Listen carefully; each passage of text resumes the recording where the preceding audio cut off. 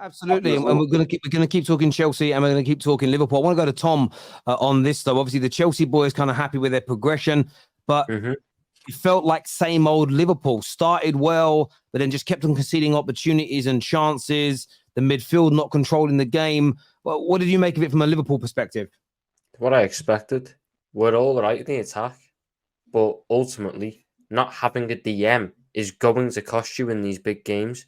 McAllister is a fantastic sign. Alexis McAllister is a crap DM because he doesn't track runners, and that was what killed us. We could not track the runs, and I don't think starting Cody Gakpo in centre mid was a smart move either.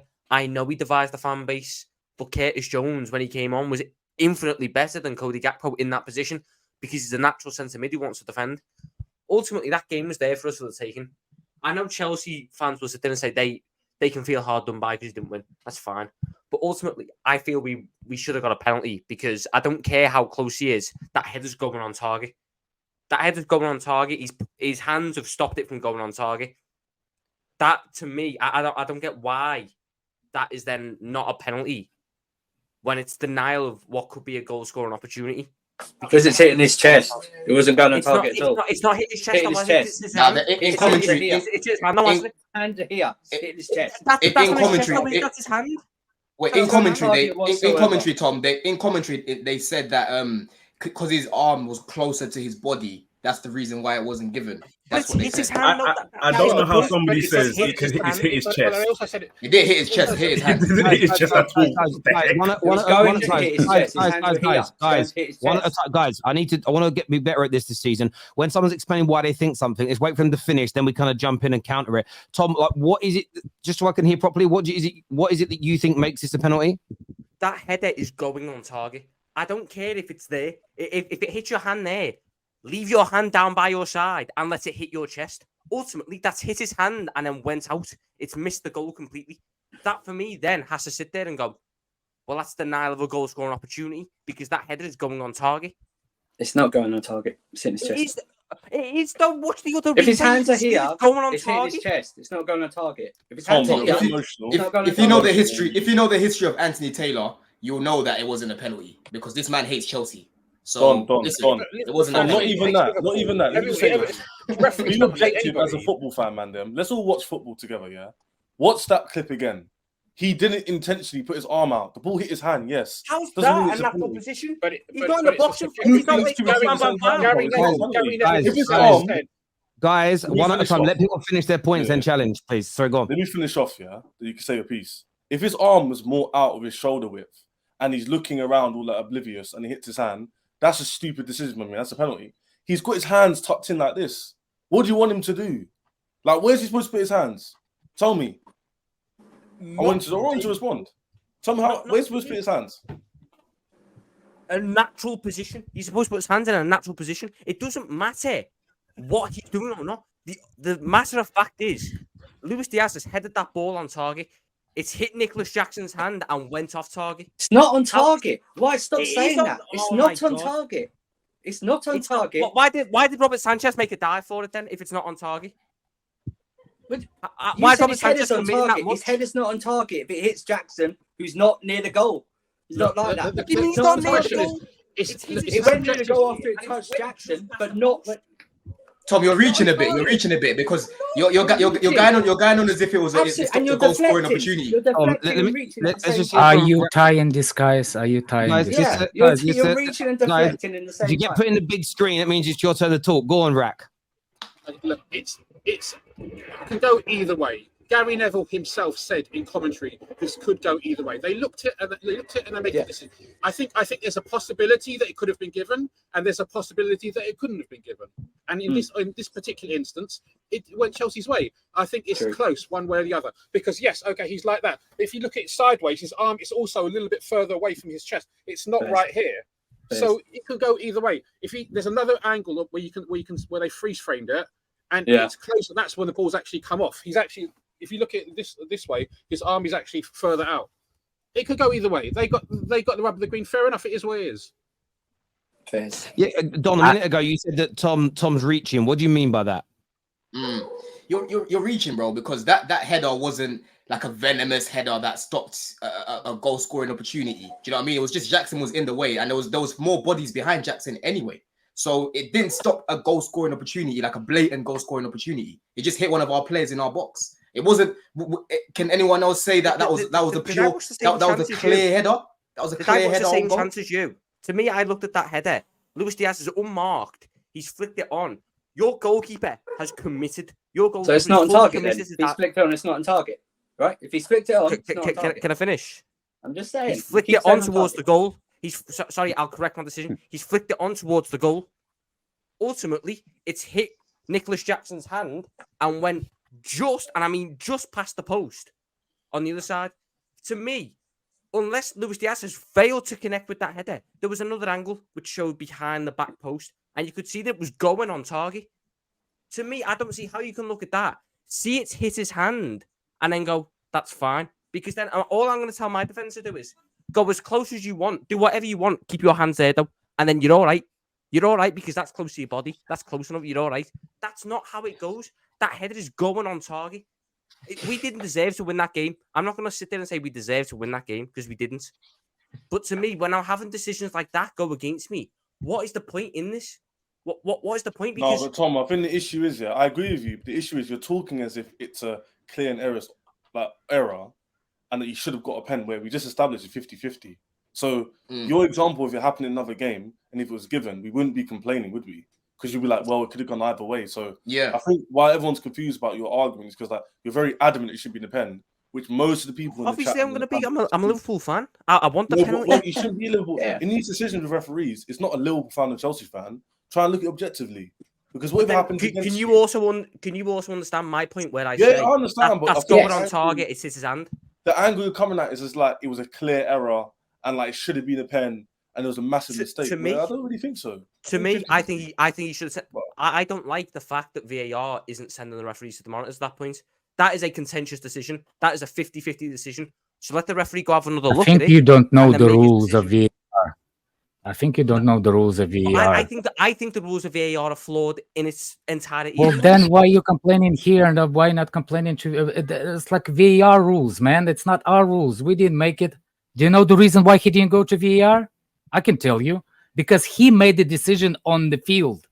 To overturn that decision, VAR has to have a clear-cut mistake by a referee. Do you understand? I do, but I okay, well, again, let me explain it to you again. If you go into VAR, it has to be 100% mistake by referee. Referee made a call. Do you understand? VAR cannot overturn it. That wasn't my point. My point was I don't agree with the rules as they are. I believe if you're the referee on the pitch, in 50-50 decisions like that, you should be given another look at them. You should be allowed to have another look at those decisions. I get where you're coming from. G, obviously you're a Liverpool fan. Do you agree with Tom? Do you feel like you were hard done by today?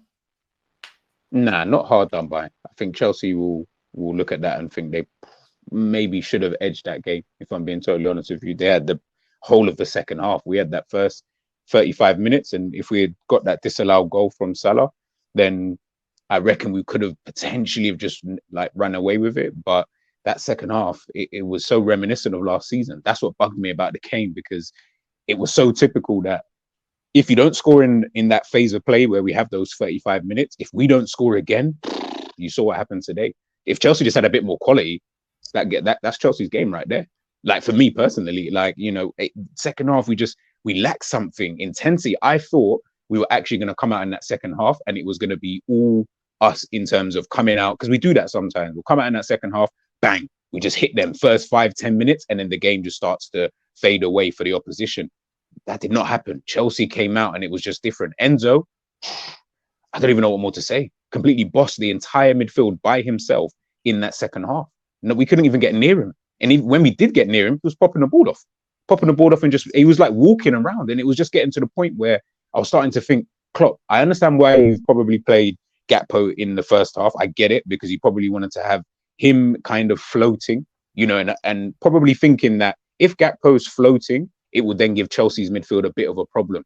He did absolutely nothing the entire game. He was Liverpool's worst player, in my personal opinion. You know, watching him play, I was thinking, you need to have him up top. where he can drop into the midfield. Once he drops into the midfield, that gives Chelsea's midfield a bit of a problem. Then you've got the wingers doing what they do.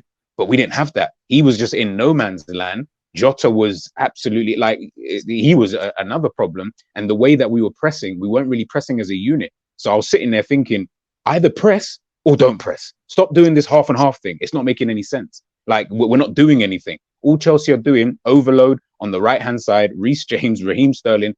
That's why I felt sorry for Robert. I saw people cooking him online. I was like, have you played 2v1 before in football? Because I promise you, you ain't winning 9 times out of 10. You're not going to win.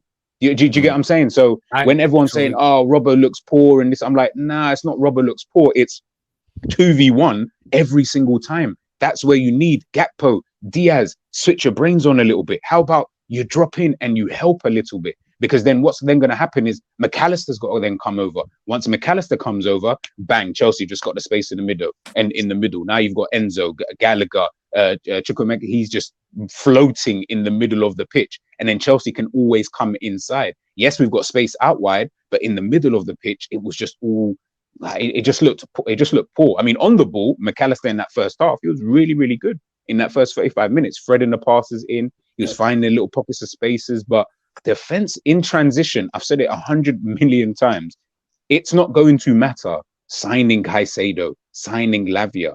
I've said this, it doesn't matter. Sign these players, sign Verratti, sign Cruz, sign Modric. It's not going to make any difference because the way that the manager wants these guys to play, will just continue happening. Yeah, it might happen a little less, but it's going to continue happening. It doesn't make a difference. Chelsea didn't have amazing players out there, no disrespect, that they didn't have, the Man City quality. They were just cutting through. Like at points, you were just thinking, what would a DM do? I don't really get why people think let's say we sign Caicedo. Where does he go in any of these positions? Like, I want someone to explain that to me, because he'd be in the same positions that we saw McAllister in, the same positions. He might have stopped a few attacks, but he's not going to stop everything. He's not Superman. We need to figure out a way that in defensive transition where we can utilize the players. You've bought Szoboszlai, and all he's ended up doing is doing Henderson with a tad bit more technique and being faster. I don't want to see Szoboszlai do it. Gee, sorry to interrupt you. Is this an issue? A lot of rivals called this out last year, and of course he gets defended. Is this what I'm hearing from you, without maybe you saying it directly, is this is a Jurgen Klopp tactical issue as opposed to a personnel issue directly? You want to improve the personnel, but what I'm hearing is, even if we do, this system just isn't working anymore. Tom will tell you, how long have I been talking about Jurgen Klopp?